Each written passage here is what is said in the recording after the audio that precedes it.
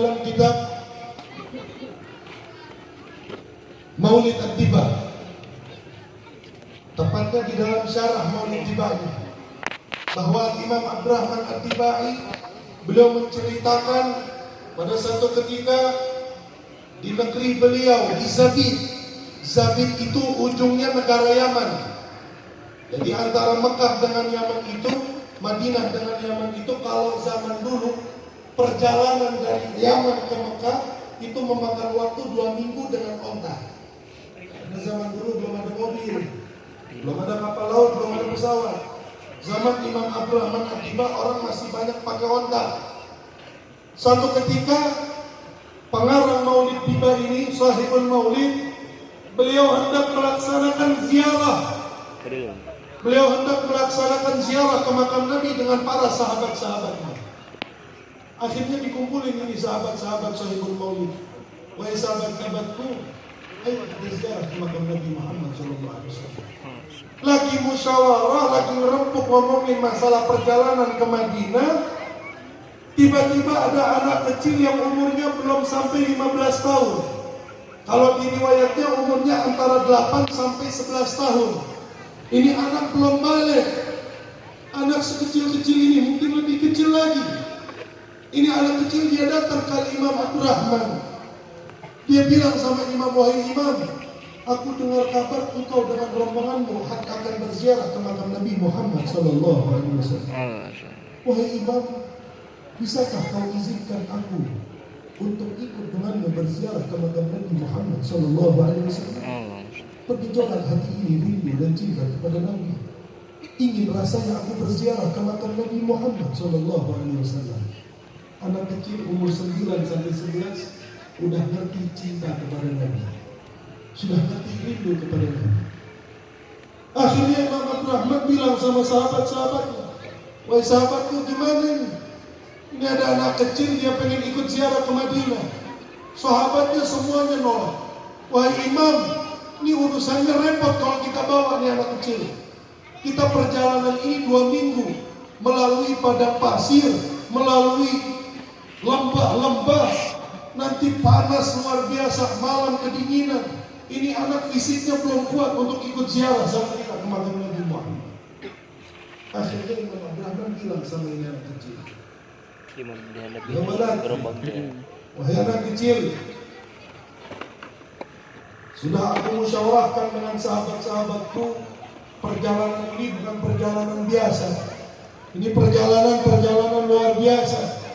Malam dingin luar biasa, siang panas luar biasa.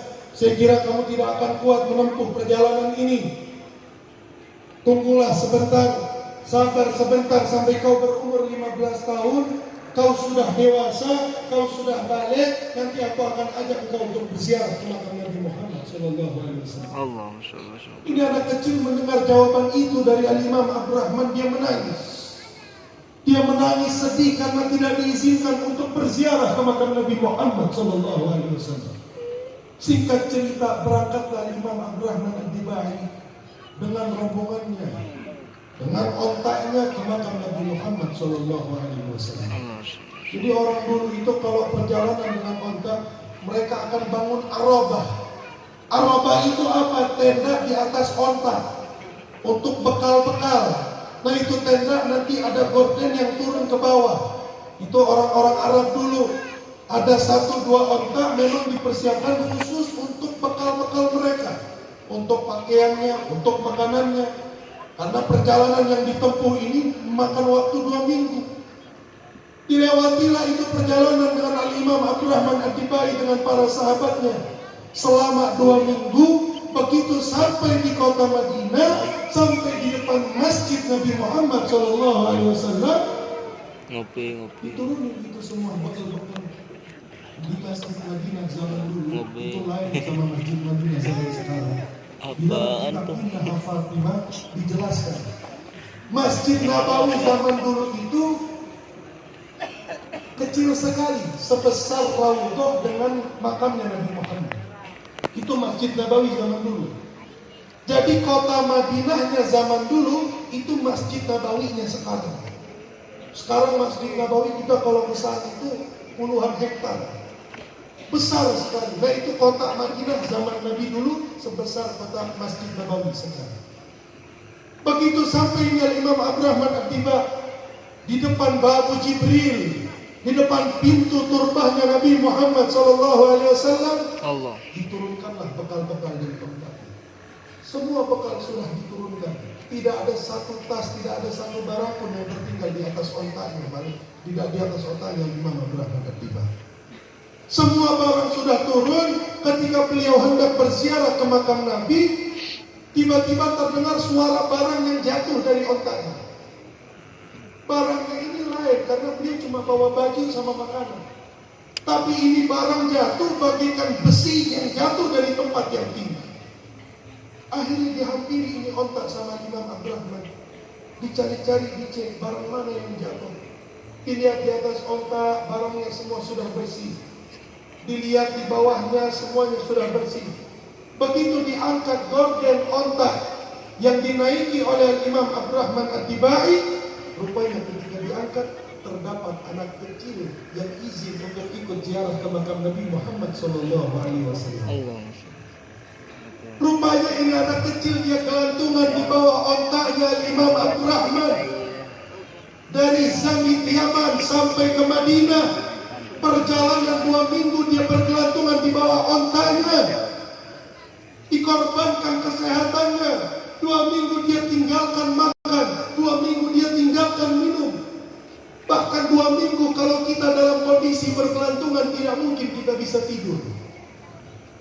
Ini anak kecil 2 minggu dilewati sama dia hanya untuk bisa ziarah ke makam Nabi Muhammad SAW. Maka ini anak kecil diangkat oleh Imam Abdurrahman. Didapati wajahnya biru, mulutnya pucat karena 2 minggu belum makan, belum minum. Akhirnya diminumin air sama Imam Abdurrahman. Setelah minum air 1 teguk, bangun ini anak kecil. Ketika bangun dengan lesu, ya anak bilang sama Imam Abdurrahman, "Wahai Imam, di mana saya? Saya ada di mana, wahai Imam?" Imam bilang, "Kita sudah sampai di Madinah Al-Munawwarah." Ini anak kecil begitu dengar kalau sudah sampai di Madinah Al-Munawwarah, anak kecil ini spontan dia loncat, dia berdiri, dia bilang sama Imam Abdurrahman Ad-Diba, "Aina Muhammadah, aina Muhammadah, di mana Muhammad, di mana Muhammad? Tunjukkan aku kuburan Muhammad." Ini anak kecil dia teriak-teriak kayak orang gila, "Di mana kuburan Muhammad?" Bahkan Imam Abdurrahman mengatakan, "Hahuna turba Rasulullah SAW." Ditunjukin kuburannya Nabi sama Imam Abdurrahman. Maka anak kecil yang hatinya dengan penuh kecintaan dan kerinduan kepada Nabi, berlarian anak kecil ini sambil jatuh bangun lagi, lari jatuh bangun lagi. Dengan kondisi yang lemah sekali, dia lari mendatangi makamnya Nabi Muhammad SAW. Apa yang dia lakukan? Dia ambil itu pasir yang ada di sekitar makam Nabi.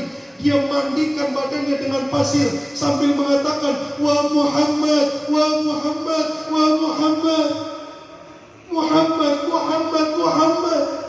Dia panggil Nabi Muhammad SAW. Maka di dalam riwayat tersebut, ini anak kecil dia loncat-loncat di samping makamnya Nabi sampai dia meninggal dunia karena cintanya dan rindunya kepada Nabi Muhammad SAW. Anak kecil ini meninggal di dalam cintanya dan rindunya kepada Nabi Muhammad SAW. Maka melihat pemandangan ini, diangkatlah jasad anak tersebut oleh Imam Abdurrahman Ad-Diba, dikuburkan di pemakaman Baqi yang jaraknya beberapa ratus meter dari makamnya Nabi. Setelah selesai dikuburkan anak kecil tersebut, tak kala Imam Abdurrahman Ad-Dibai ziarah ke makam Nabi, lihat apa yang terjadi. Apa yang Allah lakukan kepada anak yang berumur masih kecil, belum balik, mengungkapkan cintanya kepada Nabi.